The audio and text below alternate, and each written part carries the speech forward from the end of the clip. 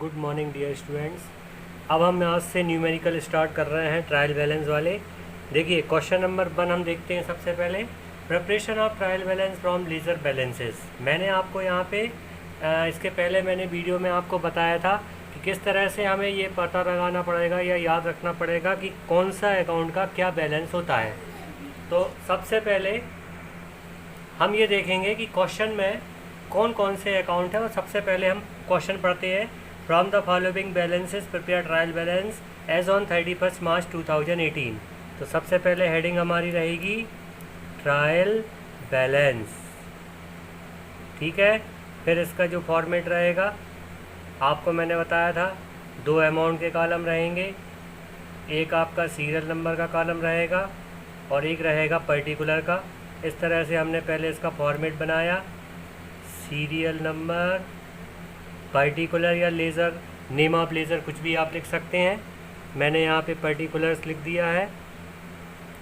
ये हो गया आपका डेबिट अमाउंट का और ये हो गया क्रेडिट अमाउंट। सीरियल नंबर 1 सबसे पहले आपको दिया है ओपनिंग स्टॉक।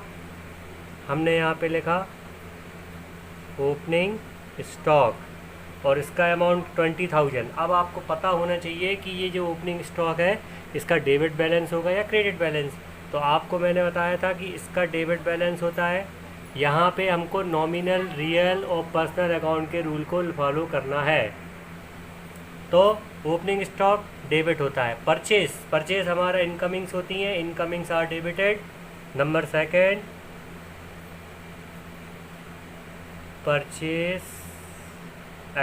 परचेज अकाउंट का डेबिट बैलेंस आएगा, क्रेडिट में टैक्स डैश कर दिया 85,000। नंबर 3 पे है सेल्स मतलब आउटगोइंग होती है, outgoing is to be credited.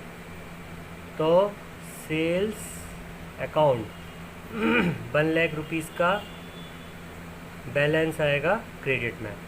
फिर है परचेज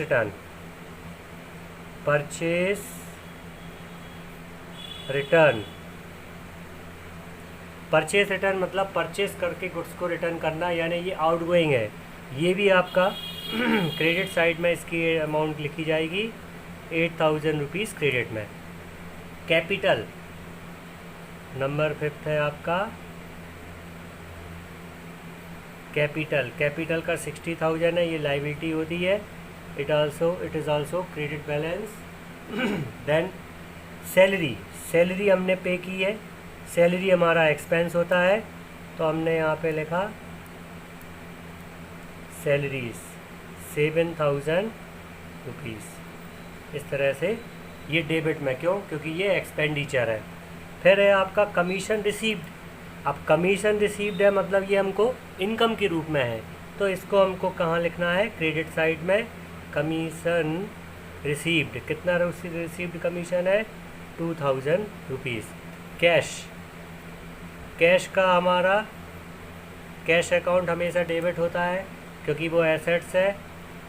डेबिट में हमने 5,000 लिख दिया। फिर आपका बैंक ओवरड्राफ्ट यानी हमने बैंक से लेके रखा है, लाइबिलिटी है, क्रेडिट बैलेंस के रूप में रहेगा 5,000 रुपीज़ क्रेडिट में।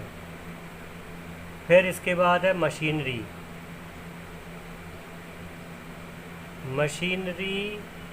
का डेबिट बैलेंस होगा 58,000 और क्रेडिट में dash.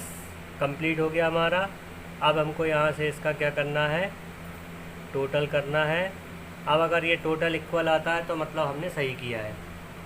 1,08,000, 1,68,000, 1,70,000, 175। I think it is our answer, ठीक है। इसका वो करते हैं 20, 85, 105, 105 and 7, 112 and 5, 117 and 117 and 8, 17, 150, 180, 175। ये हमारा balance of trial, total of trial balance. इस तरह से ये क्वेश्चन है, बहुत इजी क्वेश्चन है। हमें केवल इतना ध्यान रखना है कि कौन से अकाउंट का डेबिट बैलेंस होता है या कौन से अकाउंट का क्रेडिट, उसको उस कंसर्निंग साइड में लगाना है और उसका टोटल हमारा इक्वल आना चाहिए, ये कंडीशन है। मैं 2-3 बातें आपको बता रहा हूँ, आप ध्यान से सुने। ट्रायल बैलेंस में सबसे पहले ध्यान रखेंगे क्लोजिंग स्टॉक जो रहता है, क्लोजिंग स्टॉक इसका मतलब होता है जब हम बिज़नेस का फाइनल डे रहता है, मतलब जो बिज़नेस का last day of the year होता है फाइनेंशियल ईयर का, उस दिन हमारे पास जो स्टॉक होता है उसको कहते हैं क्लोजिंग स्टॉक। और क्लोजिंग स्टॉक को ट्रायल बैलेंस में नहीं लिखना है, क्लोजिंग स्टॉक ट्रायल बैलेंस में नहीं लिखा जाता। इसका एक रीज़न है, मैं आपको आगे बताऊंगा। अभी मैं जस्ट एक नॉलेज के लिए दे रहा हूँ कि क्लोजिंग स्टॉक एक एडजस्टमेंट एंट्री है। अब एडजस्टमेंट एंट्री के बारे में हम फर्दर आगे के चैप्टर्स में पढ़ेंगे, ठीक है। नंबर सेकेंड, अगर मान के चलिए परचेज़ की जगह कॉस्ट ऑफ गुड्स सोल्ड या COGS अगर ये दिया है तो फिर परचेज़ यहाँ पे फिर हमारा ओपनिंग स्टॉक नहीं आता है ट्रायल बैलेंस में, और उसकी जगह क्लोजिंग स्टॉक आ जाता है। फिर से रिपीट कर दे रहा हूँ, अगर क्वेश्चन में कॉस्ट ऑफ गुड्स सोल्ड दी है या कॉस्ट ऑफ परचेज्ड दिया है तो फिर हमारा ओपनिंग स्टॉक ट्रायल बैलेंस से आउट हो जाएगा और क्लोजिंग स्टॉक ओपनिंग स्टॉक की जगह डेबिट में आ जाएगा, ठीक है। अब क्वेश्चन नंबर सेकंड में आपको एक्सप्लेन कर रहा हूँ। From the following balance is given below, you are asked to prepare the trial balance as on 31 December. अब देखिए मैं बोल रहा हूँ, आप ध्यान से सुनेंगे कौन से अकाउंट का डेबिट बैलेंस है या कौन से का क्रेडिट, ठीक है।